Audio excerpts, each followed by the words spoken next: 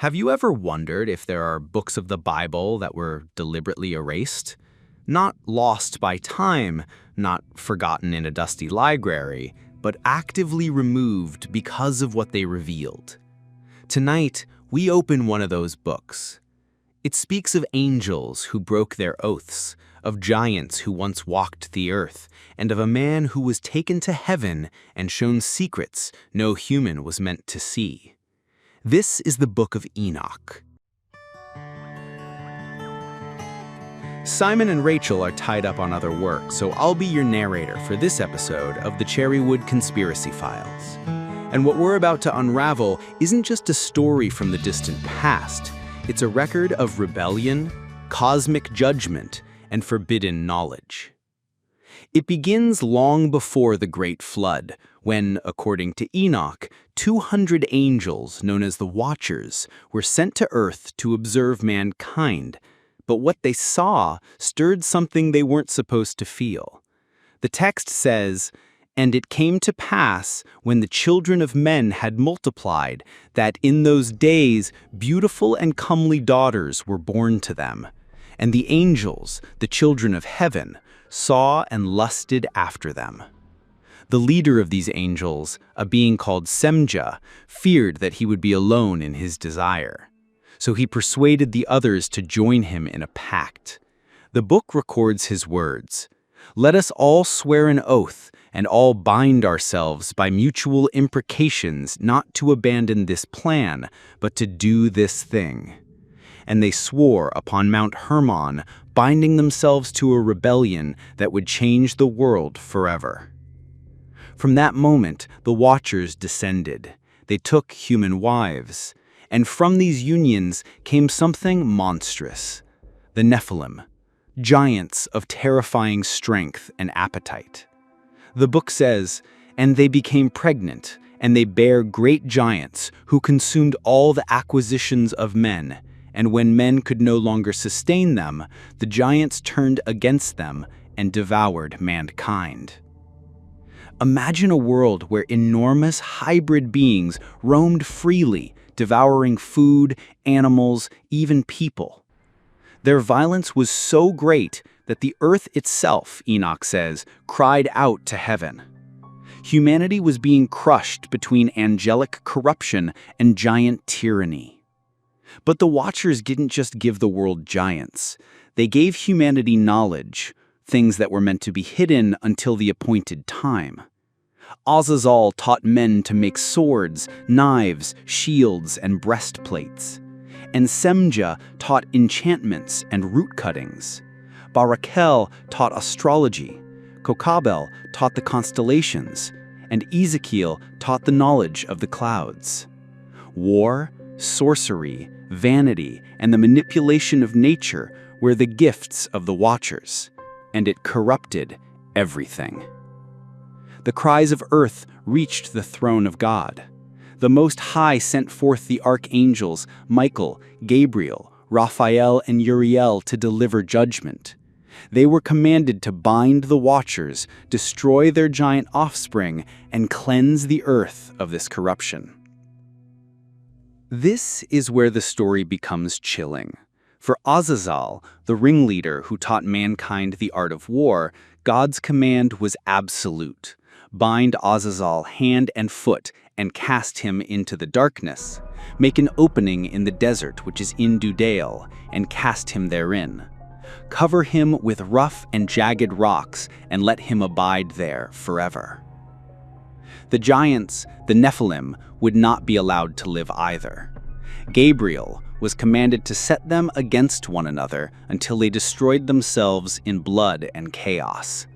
And the Watchers themselves, once heavenly beings of light, would be chained in the depths of the earth until the day of final judgment.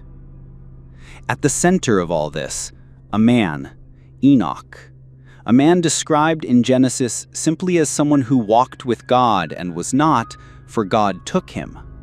But in this book, he becomes the messenger.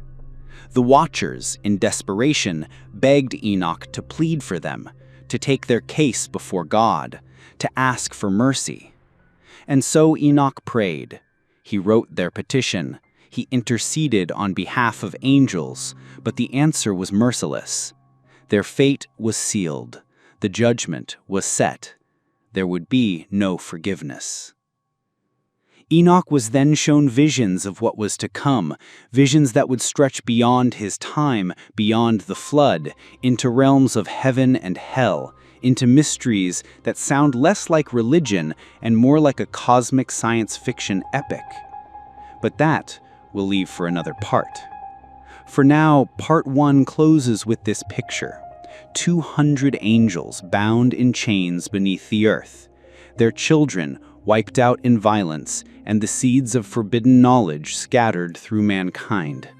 Knowledge that some say still lingers. And the question that lingers with it: why was this story erased? Why was a book that explains the origin of demons, the corruption of mankind, and the roots of forbidden knowledge cast aside? Was it too dangerous, or was it too revealing? This is only the beginning. The Watchers had made their choice, and the Nephilim had brought the world to the brink of destruction. Humanity cried out. The earth itself cried out, and God's command was clear. Judgment had to fall. The archangels carried out their orders. Michael was told to bind the leaders of the rebellion. Gabriel was told to set the giants against one another in war. Raphael was commanded to seize Azazel and throw him into darkness.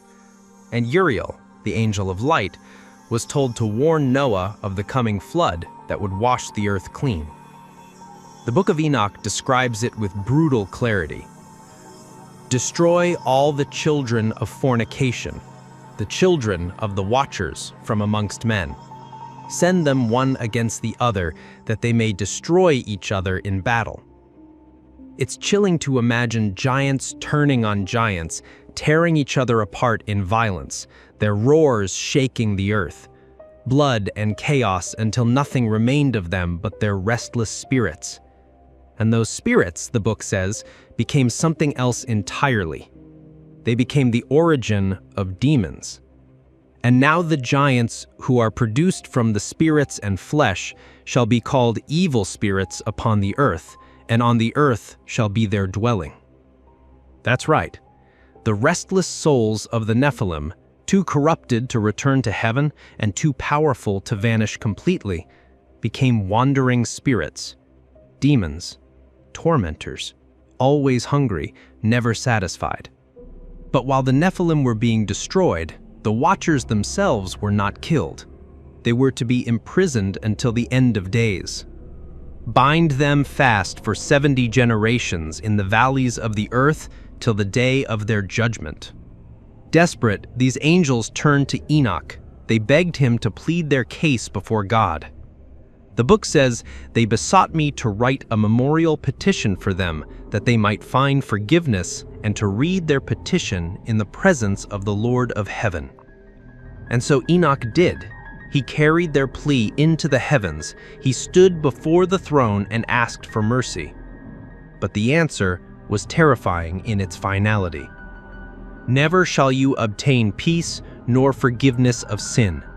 Inasmuch as you delight in your children, the murder of the beloved, you shall cry out and supplicate forever, but you shall obtain no mercy. The Watchers, once shining beings, were condemned to chains.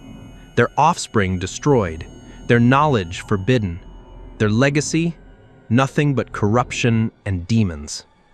But it's at this point you have to wonder, is this why the Book of Enoch was hidden? Because it doesn't just tell a story, it rewrites the entire origin of demons, of evil, even of the devil himself.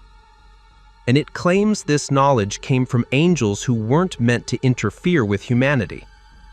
And if that's true, maybe the real conspiracy is this. The Book of Enoch wasn't forgotten. It was buried. Enoch had been chosen, not because he was powerful, not because he sought greatness, but because he was the one who walked with God.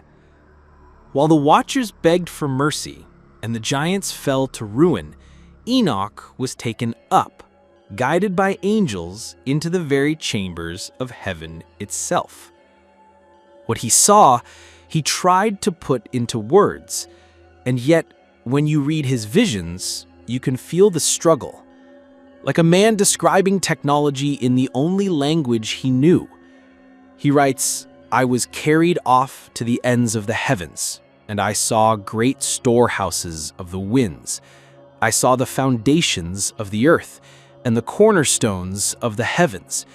I saw the chambers of the sun and moon, from whence they proceed and where they come again." Storehouses of the winds, chambers of the sun and moon. This is not the language of shepherds and farmers. It's the language of someone trying to explain a system, a machine, a structure that underpins the universe. In one vision, he describes a building like no temple ever seen. Its walls were like a mosaic of hailstones, and the floor was made of crystals. Its ceiling was like the path of the stars and lightnings. Between them stood fiery cherubim, and their voices were like thunder. Think about that. A crystal palace filled with living fire, voices of thunder, and ceilings mapped with stars. If you strip away the religious language, it sounds like a planetarium or a control room for the cosmos. Enoch wasn't just shown where the angels dwelled. He was shown how the universe itself was ordered. In what scholars call the astronomical book, he writes down detailed instructions about the sun, the moon, the stars, and the cycles of time. He describes 364-day calendars, portals in the heavens where the sun rises and sets, the way the moon waxes and wanes. To most ancient readers, this was baffling, but to modern ears, it almost sounds like he's recording orbital mechanics, a cosmic map disguised as prophecy. He says, "I saw the courses of the luminaries of heaven, and how they do not leave their orbit, and how they all rise and set in order, each in its season. They keep faith with one another, and their light does not increase or decrease." This wasn't just poetry, it was a system, a calendar, a revelation that the universe is bound by laws, a radical idea in a time when most thought the sun and moon simply chased each other across the sky. And Enoch saw more than just beauty. He saw punishment. He was shown fiery prisons, places where the fallen angels were chained, vast pits of ice and flame. He describes, "I saw a place of chaos, burning fire on every side, columns of fire which descended, and beyond that, a deep abyss, whose mouth was open, and from it descended columns of smoke and flame." Were these visions of hell or something else? Nuclear imagery? Volcanic caverns? Or, as some conspiracy theorists suggest, descriptions of underground bases, cosmic engines, or otherworldly technology? Through it all, Enoch remained the witness. He was told to write it down, to preserve it, not for his own generation, but for the future, for us.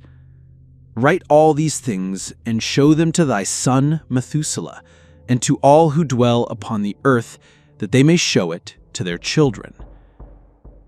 And hidden in these visions was a prophecy of one to come, a messianic figure, not an angel, not a watcher, but a chosen one. Enoch calls him the Son of Man. He would one day sit on a throne of glory, judge the kings of the earth, and bring peace to the righteous. Sound familiar? To Christians, this echoes straight into the New Testament, where Jesus calls himself the Son of Man. But here's the conspiracy. Enoch's book is centuries older. Did Christianity borrow its Messiah figure directly from a banned text? And if so, why hide the source? Enoch's journeys gave him a terrifying privilege. He saw not just what was, but what was coming. He saw the flood that would soon cleanse the earth. He saw the future judgment when the Watchers would finally be destroyed and when their offspring spirits, the demons, would be cast into fire. The story of Enoch isn't just about giants and angels. It's about a man who walked into the engine room of the universe, saw how it worked, and came back with secrets no one else had. Secrets that may explain the origins of time, of astronomy, even of prophecy itself. And so the question returns, why was this book removed? Was it too fantastical, or did it reveal too much? Did it open the door to the possibility that ancient people witnessed something more than religion? Perhaps contact with beings and technologies we still don't understand. What we know is this: Enoch saw the heavens, and he was never the same. Enoch's visions didn't end with stars and fiery palaces. They turned darker, heavier. He was shown what was to come, a world so corrupt, so poisoned by the Watchers and their children, that only destruction could cleanse it. The book says, "Behold, I will destroy them with the earth." This was the prophecy of the flood, a deluge that would wipe away the Nephilim, purge the forbidden knowledge, and drown the corruption of angels and men alike. Only one man and his family would be spared, Noah. Enoch, as his great-grandfather, is told to pass on the warning. The archangel Uriel comes to Enoch with a message. "Go to Noah and tell him in my name, hide thyself, and reveal to him the end that is approaching, that the whole earth will be destroyed, and a deluge is about to come upon the whole earth, and all that is in it shall be destroyed." Imagine being Enoch, standing between heaven and earth, carrying the warning that would ensure humanity survived, even as everything else was erased. But the flood wasn't the end. It was only a shadow of the final judgment still to come. The Watchers, bound beneath the earth, would not be destroyed in those waters. They would remain imprisoned until a day far in the future when they would face their final sentence, eternal fire. And it was in these visions that Enoch was shown something extraordinary, a figure seated on a throne of glory, surrounded by power, the Son of Man, a messianic figure who would rise to judge both angels and men. Enoch writes, "And at that hour that Son of Man was named in the presence of the Lord of Spirits, and he shall be a staff to the righteous and holy, that they may lean upon him and not fall. And he shall be the light of the nations and the hope of those who are troubled of heart." To the modern reader, this is startling. Centuries before Christianity, here is a prophecy of a divine figure who sounds strikingly like Jesus, the Son of Man, light to the nations, judge of the world. And yet this prophecy is buried in a book the church would later declare forbidden. Why? Was it too close? Too dangerous to admit that the foundations of Christianity echoed a banned text? Or was it suppressed because it painted a cosmic drama that threatened to rewrite the neat boundaries of religion? The Book of Enoch doesn't just end with punishment, it ends with renewal. The wicked are cast into fire, the Watchers destroyed, the Nephilim spirits wiped away, and the righteous inherit a new earth. The earth shall be cleansed from all corruption, from every sin, from all wrath and torment, and all the children of men shall become righteous, and all nations shall worship me. It's a vision of a future paradise, but only after unthinkable destruction. And then Enoch himself vanishes from history. Genesis records it simply. Enoch walked with God, and he was not, for God took him. The Book of Enoch fills in the gaps. He became the man who walked into heaven, saw the machinery of creation, and never returned. So what are we left with?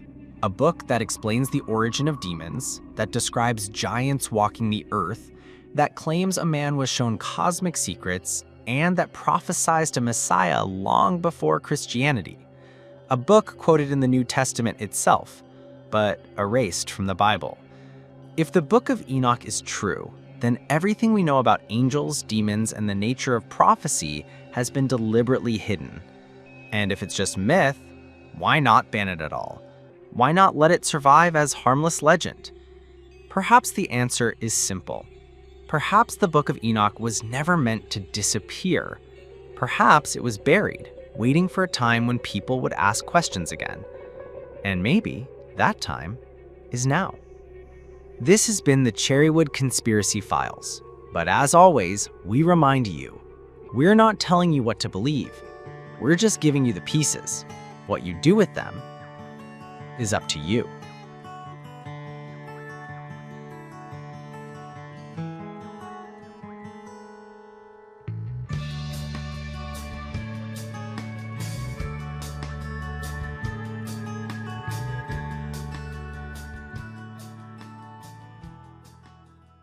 Club Awesome, for autistic children and their families, a place where everyone belongs and fun knows no age limit. Today's sponsors are De Medici Associates, Chartered Structural and Civil Engineers. Based in the UK with a worldwide reach.